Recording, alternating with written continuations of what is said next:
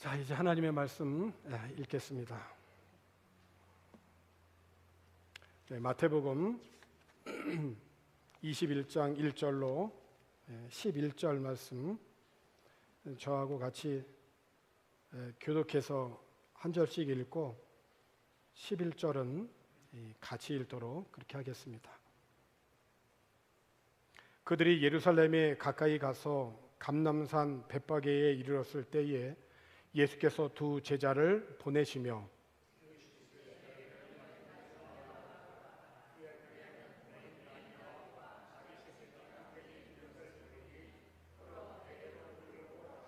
만일 누가 무슨 말을 하거든 주가 쓰시겠다 하라. 그리하면 즉시 보내리라 하시니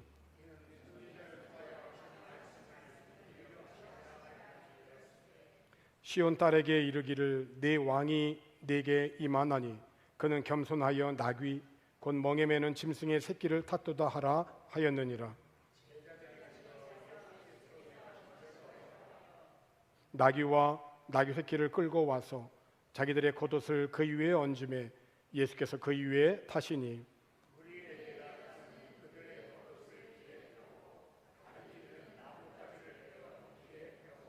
앞에서 가고 뒤에서 따르는 무리가 소리 높여 이르되 호산나 다윗의 자손이여 찬송하리로다. 주의 이름으로 오시는 이여 가장 높은 곳에서 호산나 하더라.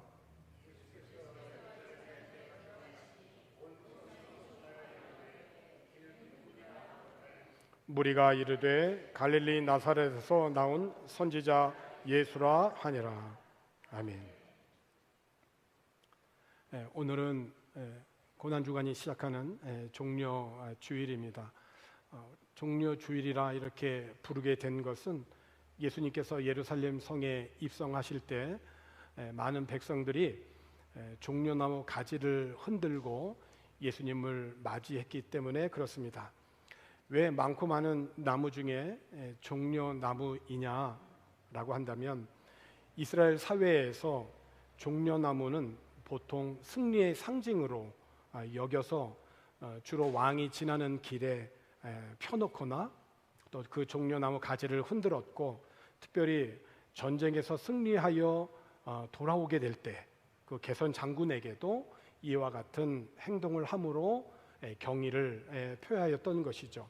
결국 무리들이 예수님이 예루살렘 성에 입성하실 때 그 앞에 종려나무 가지를 흔들었다라고 하는 그런 의미는 예수님을 왕으로 환영한다라고 하는 그런 의미가 됩니다. 이스라엘 백성들은 종려나무 가지를 흔들면서 외쳤는데 이렇게 외쳤죠. 호산나 찬송하리로다. 주의 이름으로 오시는 이 곧 이스라엘의 왕이시여. 이 외침은 구약성경 시편 118편 25절에서 인용되어진 그런 말씀인데 시편 118편 25절에 보면 여호와여 구하옵나니 이제 구원하소서. 여호와여 우리가 구하옵나니 이제 형통하게 하소서. 간절히 간구하며 기도하는 거죠. 구하옵나니 우리를 구원하여 주소서. 우리를 구원하여 주소서라고 하는 것은 호산나라고 하죠. 호산나라고 하는 이 말의 뜻은 우리를 구원하소서라고 하는 뜻입니다. 이 외침에서 백성들이 예수님이 입성하실 때에 예수님에게 어떠한 기대를 갖고 있었는가를 우리가 알 수가 있어요. 예수님 구하오니 지금 우리를 구원해 주세요. 우리를 구원해 주세요. 이제 형통하게 해 주세요. 라고 하는 그러한 외침이었던 것입니다. 특별히 이제 유대인들에게 있어서는 메시아에 관한 인식이 있었는데 어떤 인식이냐면 6월 절기에 메시아가 예루살렘에 입성을 하여서 이스라엘을 구원하신다라고 하는 메시아에 대한 대망, 인식이 있었어요. 그러니까 본문의 이 백성들도 유월절을 앞에 두고 예루살렘 성에 입성하신 그 예수님이 그 기대를 이루어 줄 것으로 원하여서 예수님을 열렬히 맞이했던 것입니다. 그 백성들이 예수님을 맞이한 그 배경에는 요한복음 12장 18절에는 이렇게 기록을 하고 있습니다. 이에 무리가 예수를 맞으면 이 표적 행하심을 들었습니다. 그러니까 이 표적은 무엇이냐면 죽었던 나사로를 다시 살린 그 표적입니다. 여러분, 죽었던 자를 다시 살렸다. 이게 가능한 일입니까? 죽은 거를 다시 살렸다. 그런데 지금 이스라엘 사회는 정치적으로 모든 면에서 죽은 것과 다름이 없어요. 죽었던 나사로를 다시 살리신 그 예수님이라고 한다면 죽어 있는 것과 같은 마치 이스라엘 이 나라를 이제 구원해 주세요. 이제 당신으로 인해 우리나라가 형통케 해 주세요. 라고 하는 그런 뜻이고, 특별히 나사로의 죽음에 대한 그 다시 살아난 것에 대한 표적을 들었기 때문에 이 예루살렘 성의 주민들은 예수님께서 입성하실 때 열렬하게 환영을 해왔던 것이죠. 근데 우리가 한번 생각해 보면 일찍이 요한복음 6장에서 예수님께서 떡 5개와 물고기 2마리를 가지고 광야에서 5천 명이 먹고도 남는 그런 표적을 행하셨습니다. 이때 많은 사람들이 예수님을 따랐잖아요. 그 예수님을 따른 이유는 예수님께서 많은 표적을 행하셨기 때문에 그 표적을 보기를 원했던 거예요. 그 중에는 어떤 병든 자도 있었고 어떤 문제로 인하여서 고통 가운데 있는 자들이 있었는데 그 병에서 고침받는 것, 그 병에서 고침받는 그 표적을 보기 원하는 많은 사람들이 모였던 것이에요. 근데 예수님께서 이 표적을 보여주시고 드러내신 이유는 다른 데 있지 않고 하나님이 누구신지를 보여주기 위한 것입니다. 그 표적이 목적이 아니라 표적을 통하여서 하나님이 누구신지를 깨닫게 하기 위한 것이에요. 그러니까 백성들은 그런데 표적 자체에만 관심이 있었던 거죠. 이스라엘 백성들이 애굽에서 430년 동안 오랜 고된 노동 생활을 하면서 하나님 앞에 부르짖었잖아요. 그래서 하나님께서 그들을 구원하기 위해서 모세를 부르시고 또 모세를 보내셔서 백성들을 출애굽을 시킵니다. 근데 그 애굽은 우상의 도시 아니에요? 여기 봐도 우상이고 저기 봐도 우상이고 우상이 존재하는 아주 너무 많은 우상이 있는 도시였단 말이죠. 거기에서 하나님이 누구신지는 사람들이 모르잖아요. 그래서 하나님께서는 하나님이 누구신지를 백성들에게 보여주기 위해서 표적을 보여주셨습니다. 그게 10가지 재앙이죠. 10가지 재앙을 통해서 하나님이 누구신지를 알기를 원했던 것입니다. 그 10가지 재앙을 통해서 사람들은 하나님 앞에 나와서 하나님 앞에 무릎을 꿇고 하나님이 지금 원하시는 것이 무엇인지를 알고 그 뜻대로 행했어야 되는데 마음이 완강한 바로를 비롯한 백성들은 하나님을 잘 섬기지 못했죠. 물론 중간중간에 짐승들이 다 죽어나가니까 바깥에 있는 짐승들은 우박으로 인하여 다 죽게 될 것이니까 하나님이 두려웠던 자들은 들에 있는 가축들을 집 안으로 데리고 들어왔죠. 그런 사람들, 하나님이 정말 두려웠던 사람들은, 그래서 하나님의 말씀에 순종했던 사람들은 죽지 않고 살 수가 있었어요. 그러니까 표적을 통해서 하나님이 누구신지를 알았어야 되는데 사람들은 표적 자체에만 관심이 있었다는 거죠. 그럼에도 불구하고 예수님께서는 비록 자기를 따르는 사람들의 근본적인 동기와 목적이 잘못되어졌음에도 불구하고 그들의 어려움과 필요를 채워주셨다는 것이에요. 오병이어 기적 후에 백성들이 예수님을 임금 삼으려고 하였을 때에 이 일에 대하여서 요한복음 6장 15절에는 이렇게 기록하고 있는데요. 그러므로 예수께서 그들이 와서 자기를 붙들어 임금으로 삼으려는 줄 아시고 다시 혼자 산으로 떠나가시니라. 자기를 임금 삼으려는 줄 알고 그 자리를 떠나시는 예수님.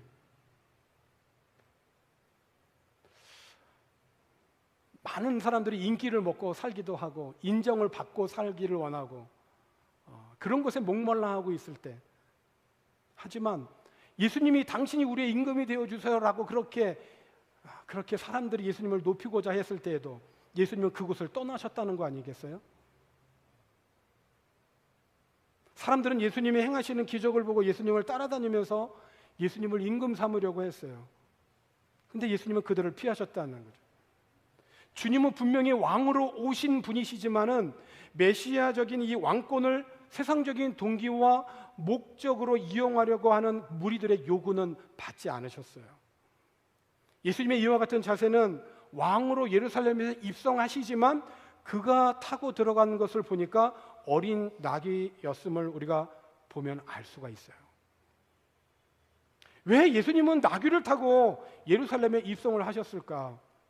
왕이라면, 아니 왕 중에 왕이라고 한다면 거기에 걸맞는 백마를 타든지 아니면 멋진 준비된 말을 타고 들어가야 맞지 않겠어요? 너무 어울리지 않잖아요. 왕으로 들어오셨는데 나귀 새끼라뇨. 그것은 이미 구약에서 메시아는 어린 나귀를 타고 입성하실 것이라고 예언을 하였고, 예수님은 그 예언의 말씀에 충실하게 겸손하게 성취하신 것을 알 수가 있어요. 그래요. 예수님은 사람들이 기대하는 방식으로 오시지 아니하고 하나님이 말씀하신 성경의 예언 그대로 오신 거예요. 겸손하게. 구약성경 스가랴 9장 9절에 있는 말씀을 보니까 시온에 따라 크게 기뻐할지어다, 예루살렘에 따라 즐거이 부를지어다. 보라, 내 왕이 내게 임하시나니 그는 공의로우시며 구원을 베푸시며 겸손하여서 나귀를 타시나니 나귀의 작은 것 곧 나귀 새끼니라. 이번 한 주 우리들이 마음에 담고 암송해야 할 말씀입니다.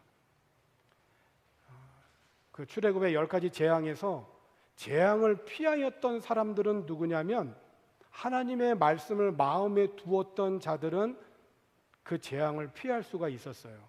하나님의 말씀을 마음에 담는 사람, 그 말씀에 순종하는 사람, 그 사람이 하나님을 경험하는 것이에요. 예루살렘의 많은 사람들이 예수님의 표적을 보고 그 표적 행할 능력이라고 한다면 이스라엘을 로마의 압제에서 정치적으로 해방시켜 줄 수 있다는 기대를 가졌죠. 그 기대 속에 그들은 승리의 상징인 종려나무 가지를 흔들었던 것입니다. 그래서 예수님을 환영했던 것이죠. 그런데 예수님은 백성들의 기대와 목적과는 너무 다르게 말을 타고 들어오신 것도 아니고 어린 나귀 새끼를 타고 입성하신 것입니다. 오늘 우리들이 예수님을 신앙하는, 예수님을 믿고 바라면서 거는 진정한 기대는 무엇일까요? 나는 왜 예수님을 믿고 지금 따르고 있을까요? 교회에 출석하며 예배를 드리고 예수님을 따르는 진짜 이유는 무엇이어야 될까요? 이번 고난주간 한 주간에 하나님이 주시는 은혜와 깨달음이 오늘 우리들의 삶 속에 있기를 기원합니다. 예수님께서 예루살렘에 들어가면서 어떤 일이 일어날 것인지는 인간이시지만 하나님이시기 때문에 다 아셨어요. 누가복음 18장 31절부터 33절에 있는 말씀을 보면 예수께서 12제자를 데리시고 이르시되, 보라, 우리가 예루살렘으로 올라가노니 선지자들을 통하여 기록된 모든 것이 인자에게 응하리라. 인자가 계속해서 이방인들에게 넘겨져 희롱을 당하고 능욕을 당하고 침뱉음을 당하겠으며 그들은 채찍질하고 그를 죽일 것이나 그는 3일 만에 살아나리라. 그렇습니다. 그러니까 예수님께서는 예루살렘에 입성하실 때 모든 것을 다 아셨어요. 예루살렘 성에 입성하실 때만 해도 열렬히 그렇게 환영하는 이들이 변하여서 예수님을 십자가에 못 박아 죽이라고 하는 것까지도 다 알고 계셨어요. 그럼에도 불구하고 예수님께서는 구원을 이루기 위해서 모든 것을 견디셨고 예루살렘 성에 입성하셨습니다. 그 예루살렘 성에 입성하실 때에 그 예수님 주위의 사람들을 보면 무엇보다도 일반 백성들이죠. 이들은 예수님을 환영하기 위해서 종려나무 가지도 준비했고 호산나 찬송하리로다 주의 이름으로 오시느니 이스라엘의 왕이요 찬양했던 자들입니다. 왕으로 선포하고 영접했지만 그 왕이 하나님의 나라, 내 삶을 다스리는 진정한 왕이 아니라 우리를 정치적인 그 모든 이 문제에서 해방해 주는 그런 왕으로 생각한 자들이에요. 지금까지 예수님이 수많은 기적을 목격했습니다. 그런데 그 기적의 진정한 이유를 깨닫지 못하고 보여진 대로 생각하고 그 은혜와 기적을 자기 중심적으로만 해석하고 반응을 한 것입니다. 이와 같은 부류의 사람들은 결국 나를 위한 예수여야만 돼요. 예수는 나만을 위한 예수여야 돼요. 내 목적과 내 기대를 이루는 그러한 목적의 예수가 되어야 돼요. 반대로 내 기준과 내 뜻에 맞지 않으면 언제든지 신앙을 버릴 수 있는 자죠. 하나님을 외면해 볼 수 있는 자죠. 두 번째는 제자들입니다. 사실 제자들도 일반 백성들과는 큰 차이가 없어요. 왜냐하면 예수님께서 예루살렘을 보시면서 눈물을 흘리시고 들어가셨잖아요. 그때 제자들은 길거리에서 뭐 했습니까? 우리 공동체에서 누가 높으냐 갖고 싸웠던 자들이 제자들이에요. 우리 가운데서 누가 높을까? 이 문제로 길거리에서 예수님의 마음과는 상관없이 지금 예수님이 어떠한 지금 고민과 지금 사명을 갖고 예루살렘 성에 입성하신지를 깨닫지도 못하고 우리 가운데 누가 높지? 누가 중요하지? 이거 갖고 싸웠던 자들이 제자들입니다. 3년 동안 제자 훈련을 했어요. 누가 선생님이죠? 예수님이요. 이런 은혜와 축복을 받는 사람이 어디 있습니까, 세상에? 그럼에도 불구하고 예수님께서 왜 어린 나귀를 타고 예루살렘 성에 입성하셨는지를 몰랐어요. 예수님의 말씀에 순종하여 어린 나귀도 끌고, 그래서 그 나귀를 풀면 주인이 너 지금 뭐 하는 거야? 라고 물을 때 주가 쓰시겠다 하라 이렇게 말하면 그대로 순종한다라고 하는 것을 듣고 갔는데 그대로 이루어지잖아요. 참 이상하잖아요. 근데 그대로 이루어진 그것을 보면서도 잘 몰랐던 거예요. 언제 알았냐? 이 모든 것이 언제 다 풀어졌느냐? 요한복음 12장 16절에 있는 말씀을 보게 되면 제자들은 처음에 이 일을 깨닫지 못하였다가 예수께서 영광을 얻으신 후에야, 예수님이 영광을 얻으셨다라고 하는 것은 뭘 말하죠? 예수님이 사망과 죽음의 권세를 이기시고 부활하시고 승천하신 그 특별히 죽음을 이기시고 부활하신 영광을 얻으신 후에야, 그리고 그들이 이 주님이 약속하신 성령을 받은 이후에 이것이 예수께 대하여 기록된 것임과 사람들이 예수께 이같이 한 것임이 생각이 났다는 거예요. 그러니까 성령께서 중요한 그런 사역 가운데 하나가 뭐죠? 생각나게 하시는 거죠. 하나님의 말씀이 생각이 나게 하셔서 이게 그거고 그게 이거구나 이렇게 풀어지는 거예요. 성령께서 하시는 일이죠. 제자들은 예수님과 함께 예루살렘 성에 입성했지만은 그것이 구약에 예언된 메시아의 입성임을 그때는 모르는 거예요. 제자들이 예수님이 어린 나귀를 타고 예루살렘에 입성하신 것이 구약에 예언된 것임을 안 것은 예수님의 십자가의 죽음과 부활과 그리고 승천 이후에 성령을 받고 나서예요. 예수님의 그 약속하신 성령을 받기 전까지는 누가 높으냐라고, 누가 더 중요하냐고, 너 나 모르냐고, 나는 여기 가운데서 제일 중요한 사람이라고, 전부 자기 중심적인 그런 그 모습을 버리지 못한 사람들이었죠. 그런데 그들이 사도행전 2장에서 그런 자 베드로도 성령을 받고 예수 그리스도께서 십자가에 못 박히사 구원을 이루시고 그리고 하나님 앞에 나아갈 수 있는 이 구원의 길을 열어주신 것에 대해서 부활 승천하신 예수 그리스도를 전하였을 때 그들은 양심의 찔림을 받고 우리가 어떻게 하면 좋게 가슴을 치면서 회개를 하였고, 그들도 성령을 받아 진리를 깨닫게 되고, 그리고 그들은 초대교회의 초석이 되었던 것입니다. 뿐만 아니라 사도행전 6장 7절에도 보니까 하나님의 말씀이 점점 왕성해져서 예루살렘에 있는 제자의 수가 더 심히 많아지고 허다한 제사장의 무리들도 이 도에 예수 그리스도의 그 복음의 구원의 길에 복종하는 그런 역사들이 일어난 것이에요. 모를 때는 예수님을 자기 기대대로 따랐습니다. 모를 때는 자기 뜻과 맞지 않을 때 신경질 내고 화났습니다. 예수님을 십자가에 못 박으라고 소리를 쳤습니다. 모를 때는 예수 믿는 사람들을 붙잡아 내는 것이 하나님의 뜻인 줄 알았습니다. 우리들도 가까이 있는 사람이 사실이 아니라 진리를 모르고 행했을 때에는 좀 기다려주는 은혜가 필요하지 않을까 싶습니다. 모르니까, 몰라서 그러니까, 답답하지만 몰라서 그러니까 예수님이 끝까지 자기 사람들을 사랑하신 것처럼 모르는 자들에게는 알 때까지 기다려야 돼요. 인내로 기다려줘야 되지 않을까. 그러므로 자기 열심과 자기 만족의 신앙은 반드시 예수님의 사랑과 만나야지는 역사가 있어야 되는 거죠. 반드시 이 열심과 이 열심은 만나야 되는 거예요. 내 열심과 하나님의 열심이 만나야지만이 그 크신 하나님의 열심 안에 내 열심이 들어감으로 내 열심은 하나님의 열심으로 바뀌어질 수가 있는 거죠. 그래서 우리는 구원 이후에 성화라고 얘기하기도 하고 거룩한 삶이라고도 말할 수가 있어요.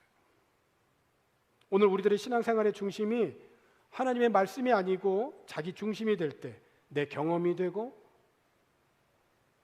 내 지식이 되고 내 중심이 될 때 그 인간적인 열심에 주의를 해야 됩니다. 그것이 얼마나 위험한 것인지를 또 알아야 돼요. 반드시 꺾여지게 돼 있습니다. 사도 바울처럼 말이죠. 그러나 진리를 깨닫고 예수님을 만나서 성령을 받은 후에는 자신들의 죄를 깊이 회개하고 하나님 나라의 확장에 쓰임받는 주요한 일꾼으로 성도들이 변화되어지는 것이죠. 예수님께서 이것을 아셨기 때문에 그 고통스러운 고난의 길, 십자가의 길에서도 끝까지 묵묵히 사명의 길을 가셨고 기다려 주셨던 것입니다. 오늘 말씀의 결론을 내리고자 합니다. 스가랴 9장 9절의 말씀을 다시 보고자 합니다. 이 구절은 스가랴 9장 9절은 세 가지의 단어로 요약이 됩니다. 시온에 따라 크게 기뻐할지어다, 예루살렘에 따라 즐거이 부를지어다. 왜 너가 크게 기뻐하고 즐거이 불러야 되느냐? 너가 왜 찬양해야 되느냐? 너가 왜 예배해야 되느냐? 내 왕이 내게 임하신다는 거예요. 그리고 그 왕이 임하신 그 예수 그리스도를 통하여 첫 번째 공의, 두 번째 구원, 세 번째 겸손하여서 나귀를 타시나니 나귀의 작은 것 곧 나귀 새끼니라. 종려 주일에 어린 나귀를 타시고 예루살렘에 입성하신 예수님은 공의와 구원 그리고 겸손이셨어요. 그 왕이 오늘 우리 가운데 오셨습니다. 그러므로 우리가 기뻐하고 또 기뻐할 수 있는 근거가 분명한 것이, 우리가 사방으로 압박당하는 고통을 겪고 있더라도 우리 안에 이 왕을 모시고 있다는 사실에서 우리가 큰 위로와 평강을 누리시기를 권합니다. 그리고 예수 그리스도는 만왕의 왕으로 왕의 직분을 무력과 지식으로 이루지 아니하시고 겸손과 온유로 어린 나귀로 온전히 이루신 것처럼 우리 성도들도 하나님께서 주시는 이 땅에서의 소명을 겸손하게 온유함으로 감당해 갈 수 있는 그런 성도들이 되어지기를 주님의 이름으로 축원합니다. 기도하겠습니다. 예수님께서 예루살렘에 입성하실 때 많은 사람들이 환영하였을 그때 예수님이 타셨던 그 나귀는 저 환영의 소리는 나에게 한 것이 아니라 내 등 위에 타신 너무나 불편한 아직 한 번도 타보지 않는 그 자기 등 위에 예수님이 타신 그 예수님을 향한 환영임을 어린 나귀는 분명히 알아야 하는 것처럼 오늘 우리들이 주님을 섬겨가면서 내가 중요한 사람이고 내가 없으면 안 될 것 같고 또 나를 통해서만 이루어져야 되는 것만 같지만 그러나 이 모든 일들은 나를 통하여 이루고자 하시는 하나님의 영광을 위한 일에 나의 초점을 맞추고 나의 삶의 목적을 맞추고 하나님의 영광을 위하는 그 삶에 우리의 삶을 주님께 드릴 수 있는 그런 겸손한 믿음의 삶을 살아가도록 인도하여 주시옵소서. 감사를 드리고 예수님의 이름으로 기도하옵나이다. 아멘.